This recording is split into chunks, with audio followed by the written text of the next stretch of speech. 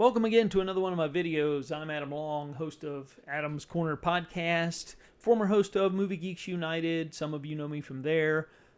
And I try to put up one of these videos each week, sometimes reviewing discs that I've received and sometimes talking about my experiences seeing things for the first time, and who knows what you might see here on this channel, but it's mostly movie related to my popular American culture obsessions. Let's just say that.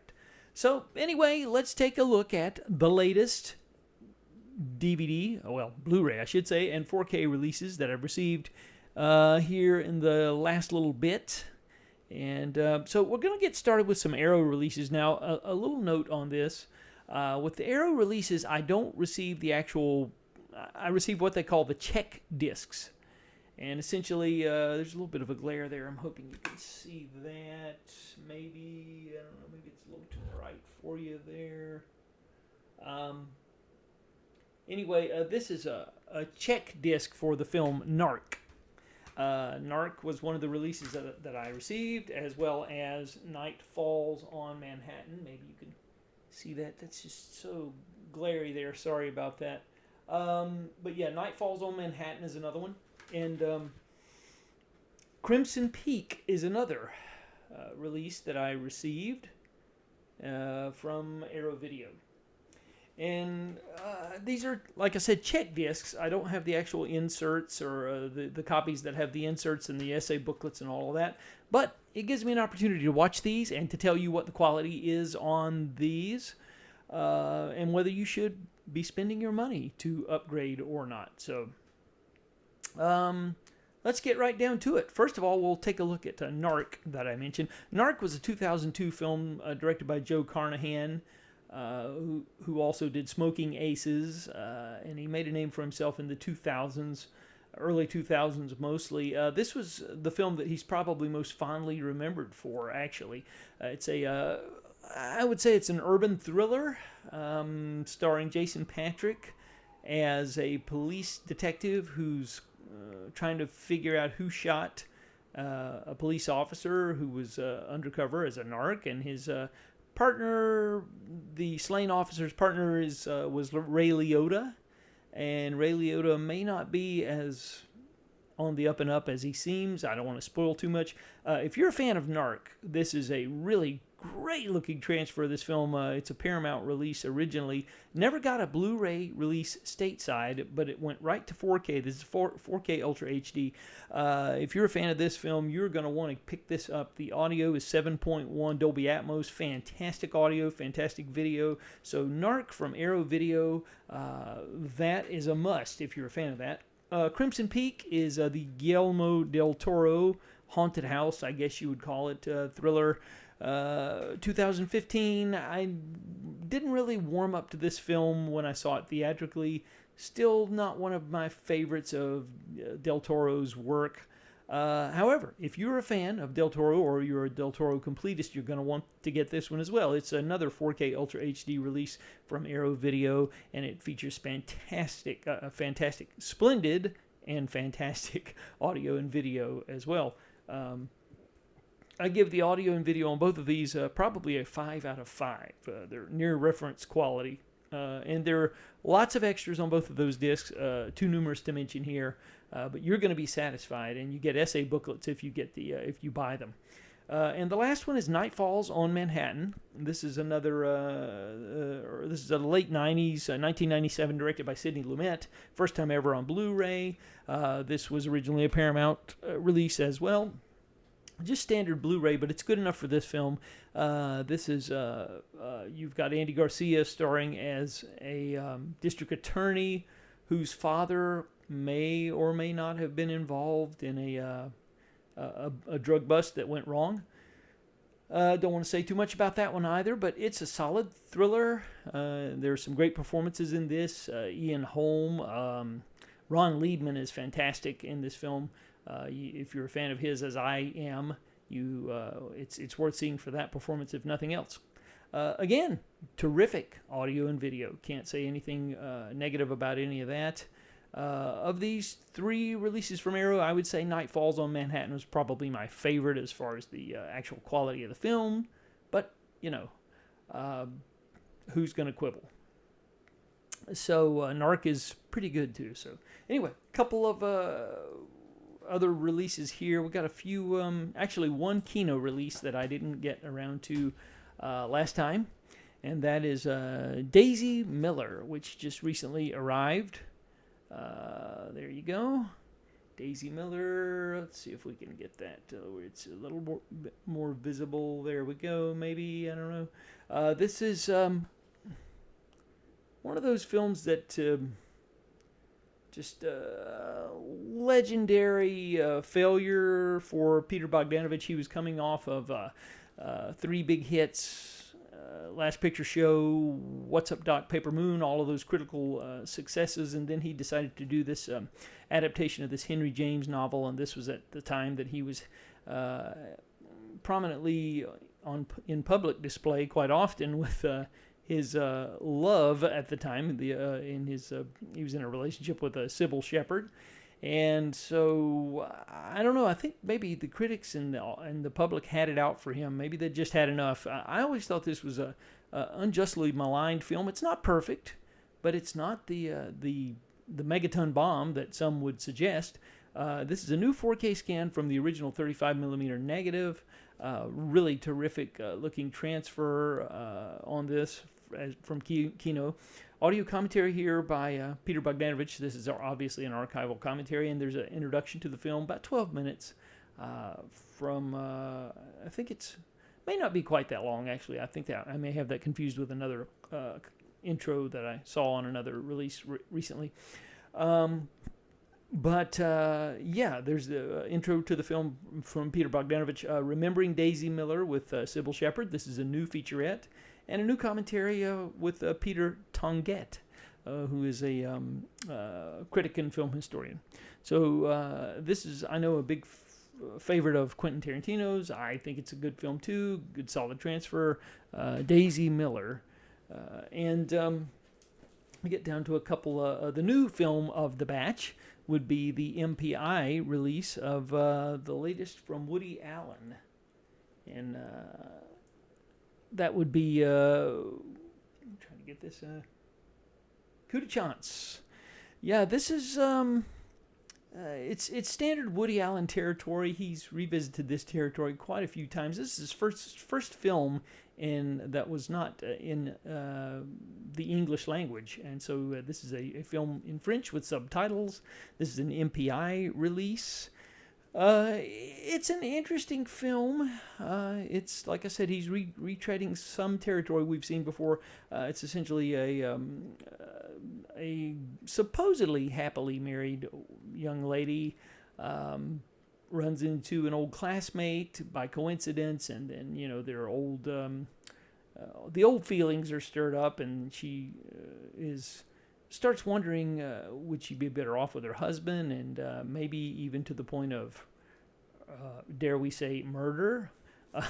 I'll leave that to everyone else to discover. Again, great transfer on this, and if you're a Woody Allen completist, you want this probably. No extras. Woody doesn't do any extras on his releases, so don't be expecting any of those. And one other, not one other release, but the next release, I should say, is Hardware Wars. Now, this is really nifty. I love the packaging on this, and for anyone who grew up in the 80s, late 70s, early 80s, going to the video store, Hardware Wars was a parody of Star Wars. And it was originally on Warner Home Video. This is an MVD release, and it's amazing how they've gone to such lengths to replicate the look of the original Warner clamshell case that used to house the VHS release of this film. This is obviously the I guess it was the first parody of Star Wars. A hilarious blockbuster movie satire, they call it, and it is pretty funny. And it's essentially a Star Wars parody using household appliances for the spaceships and all of that sort of thing. If you haven't seen it, I would definitely recommend seeing it. I mean, the source materials here are in a little rough condition, so you need to tamper your expectations. But it's worth having a copy of Hardware Wars on Blu Ray. There are two different versions of the film. There's like a director's version of it, and then the remastered version from the 16 reversal release print. And there are two other parodies here. There's Plan 9.1 rather from Outer Space, and Apocalypse Now, which is a parody of Apocalypse Now. So Hardware Wars from MVD Home Video, getting a Blu-ray release in some really interesting packaging. And then we'll get right down to the last couple of films in the bunch. First of all, we have, and these are all Warner Archive releases, I might add. Gary Cooper, starring in Friendly Persuasion. And this is, takes place during the Civil War, and it's about Quakers trying to decide whether they want to get involved in the conflicts or not. You've also got, also starring in this film was Anthony Perkins in his film debut. And you have Dorothy McGuire as well. This was originally released by Allied Artists. Of course, Warner Brothers has absorbed the Allied Artist catalog over the years, and so they did some. This film was in pretty rough shape. It's directed by William Wyler, 1956. But they've done some really good remastering, considering how much they had to work with. How much work they had to put into the remastering. It's really good. I would say 4.5, maybe even a 5 on the video. And the audio is what you would expect from a 1956 production. You get behind-the-scenes documentary segment from the 1955 NBC TV series Wide World and the original theatrical trailer. This is a longish film, 2 hours, 17 minutes, but well worth your time. So, again, Friendly Persuasion. Let's see if we can get that. Get that glare. It just really kills me. There we go. And there's the pack, ladies and gents. So anyway, next up we have The Nun Story. It's another Warner Archive release. And this is, I'll let you see the back there. Get that there. Yeah, this is directed by Fred Zinnemann, the same guy who directed High Noon, which we just talked about on the last video that I did. So I guess it's a month of Fred Zinnemann releases, and they're saying it's a seldom seen story from behind convent walls. That's how it was billed anyway. It was Audrey Hepburn as a nun whose life journey takes her from the staff of a mental asylum to a much desired position as a surgical nurse in the Belgian Congo. This is directed, like I said, Fred Zinnemann won 4 Academy Awards in his lifetime. Good transfer on this. Again, Warner Brothers doing some really good work here. This was originally a Warner Brothers picture, so it is actually a Warner Brothers studio film. And you also get Peter Finch. Yes, that same Peter Finch who was in Network. Early performance from him. Dame Edith Evans and Dame Peggy Ashcroft, Dean Jagger, who was in many, many films, Vanishing Point and Alligator among them. This is a 2 hour and 29-minute film. It's kind of lengthy as well, but this is it's good to see it from 1959, The Nun Story, and then last but not least, Francis Ford Coppola's first studio film, which was You're a Big Boy Now. And I was really excited to see this because I had seen it years ago.